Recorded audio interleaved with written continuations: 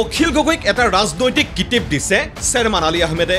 এই কামটো কৰিলেই 24 ঘণ্টাৰ ভিতৰতেই অখিল গগৈৰে মিত্ৰতা কৰিবলৈ ব্যাকুল হৈ পৰিব কংগ্ৰেছ দল। কি সেই কাম? এলায়েন্সৰ ক্ষেত্ৰত কংগ্ৰেছ দল থেৰুগুৰি কৰাৰ মূল কাৰণটো হ'ল যে তেওঁলোকৰ ৰাজনৈতিক হাৰুৱা পথাৰখন অখিল গগৈয়ে দখল কৰিব, বিশেষকৈ মাইনৰিটি অধ্যুষিত অঞ্চল। মই কৈছোঁ যে এইটো কংগ্ৰেছৰ স্থিতি 24 ঘণ্টাত স্পষ্ট কৰিব, এলায়েন্স কৰিব। যদিহে মুছলমান মানুহ সকলোৱে বেলেগ একো কৰিব নালাগে, সংখ্যালঘু মানুহে এই ধুবুৰীত যি সহমৰ্মিত অখিল গগৈ দেখুৱালে তাৰ কাৰণে অখিল গগৈক সকলো মুছলমান একত্ৰিত হৈ ধন্যবাদ দিয়ক। কালি ৰাতিপুৱা কংগ্ৰেছে ঘোষণা কৰিব যে আমি অখিলৰ লগত এলায়েন্স কৰিম। বাঘবৰৰ নিলম্বিত বিধায়ক চেয়াৰমান আলী আহমেদৰ মতে ৰাইজৰ দলৰ নেতা শিৱসাগৰৰ বিধায়ক অখিল গগৈহে সংখ্যালঘু জনগণৰ ত্ৰাণকৰ্তা। কংগ্ৰেছৰ ৰকিবুলেই কওক বা বেলেগ কোনোবা কওক গৈছে অখিল গগৈ যোৱাৰ পিছত, UDFও গৈছে অখিল গগৈ যোৱাৰ পিছত, আৰু অখিল গগৈয়ে সেই দুৰ্গত মানুহখিনিৰ ওচৰত থিয় দিয়াৰ পিছত যি ধৰণে তেওঁক ট্ৰল কৰা হৈছে, যি ধৰণে তেওঁক লঘু লাঞ্ছনা কৰা হৈছে, আৰু তাৰ প্ৰতিক্ৰিয়া হিচাপে অখিল গগৈ কৈছে যে লাগিলে মই বিধায়কেই নহওঁ কিন্তু মই মানুহ হিচাপে জীয়াই থাকিব বিচাৰোঁ। ইয়াতকৈ ডাঙৰ ষ্টেটমেণ্ট থাকিব নোৱাৰে। সেইকাৰণে মই ভাবোঁ যে অখিল গগৈৰ এই স্থিতি অতি প্ৰশংসনীয়। আৰু ইয়াৰ পাছতেই ৰাইজৰ দলৰ নাম নোলোৱাকৈ খুব সোনকালেই এই দলটোত যে চেয়াৰমান আলী আহমেদে যোগদান কৰিব তাৰ স্পষ্ট ইংগিত দিলে বিধায়কগৰাকীয়ে। মই এনেকুৱা এটা ৰাজনৈতিক দলত যাম য'ত মানুহৰ কাৰণে কাম কৰিব পাৰোঁ, য'ত ৰাইজৰ কাৰণে ন্যায় কৰিব পাৰোঁ, তেনেকুৱাই মোৰ এতিয়ালৈ চিন্তা চৰ্চা।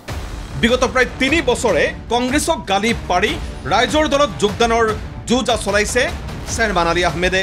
অৱশ্যে ৰাইজৰ দলত যোগদানৰ চেয়াৰমানৰ এই প্ৰস্তুতি এই প্ৰথম নহয়।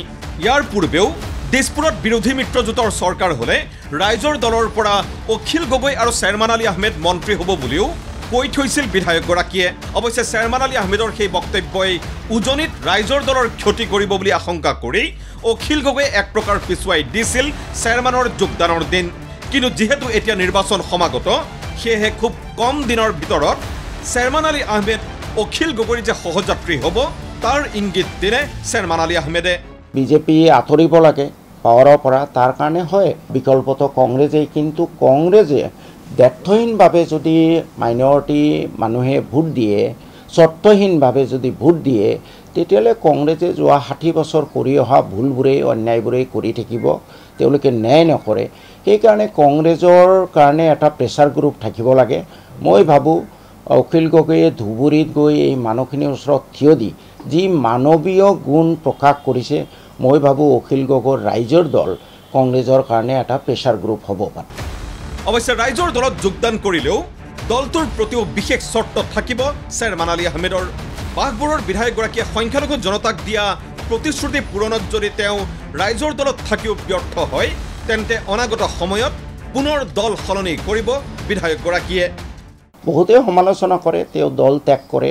মই আৰু 1000 বাৰ দল ত্যাগ কৰিবলৈ প্ৰস্তুত, যদিহে মই বিধায়ক হৈ মন্ত্ৰী হৈ যদি অসমৰ জনগণৰ কাৰণে ন্যায় প্ৰতিষ্ঠা কৰিব নোৱাৰোঁ।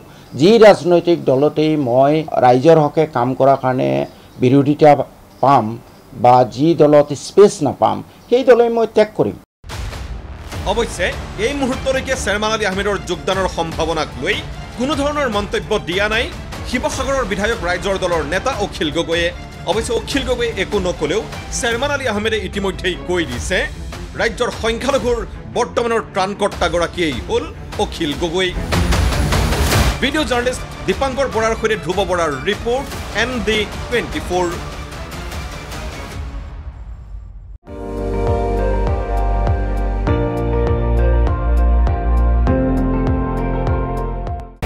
আপুনি চাই আছে ND24, সৰ্বশ্ৰেষ্ঠ নহয় সৰ্বোত্তমৰ দৌৰত।